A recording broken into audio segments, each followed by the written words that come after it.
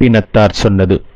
உணவைத்தான் சாப்பிட்டேன், எப்படி மலமானது? உயிரோடுதானே இருந்தேன், எப்படி இறந்து போனேன்? மலம்தான் உணவாக இருந்ததா? மரணம்தான் வாழ்வாய் இருந்ததா? இந்த சுருங்கி போன உடம்புதான் இதுவரை இளமையை அனுபவித்ததா? இந்த சுருங்கும் மார்பலுக்கா இத்தனை கண்கள் வட்டமிட்டது? பெருத்தன சிறுக்கும் சிறுத்தன பெருக்கம் என்று பாடியது இந்த நிலையற்ற பொய் வாழ்வைத்தானா? இன்னும் இழுத்து கொண்டே இருக்கிறான். செத்து தொலையவில்லையே என்று மனைவியும் சுற்றமும் பேசிய போது என்னை 100 ஆண்டு வாழ்க என வாழ்த்தியது நினைவுக்கு வந்தது. இதுவரை எனது கோடாரியால் நான் எனது வேரையல்லவா இருக்கிறேன். நான் விரும்புவையெல்லாம் என்னை வெறுத்துக் கொண்டிருக்கின்றன. இளமையாய் இருக்கும் போதே முதுமையை பழகியிருக்க வேண்டும். அறுசுவை உணவை தேடி தேடி உண்ணும் போதே அது மலமாகும் என்று உணர்ந்திருந்தால் அடுத்தவர் உணவை நான் பறித்திருக்க மாட்டேன். அனைவருக்கும் பயன்பட வேண்டிய பொன் பொருளை ஒரு திருடனை போல் பறிக்கிருக்க மாட்டேன். காலம் கடந்த ஞானம். பாயும் நோயும் தவிர யார் துணை வரப்போகிறார்கள்? இறந்தாலும் எனக்காக யார் அழப்போகிறார்கள்? பிணமான பின் இந்த மாளிகையும் பணமும் எனதென்று நான் சொந்தம் கொண்டாடவா முடியும்? சந்தனத்தால் மணந்த உடல் என்றாலும் இறந்தால் மணக்கவா போகிறது?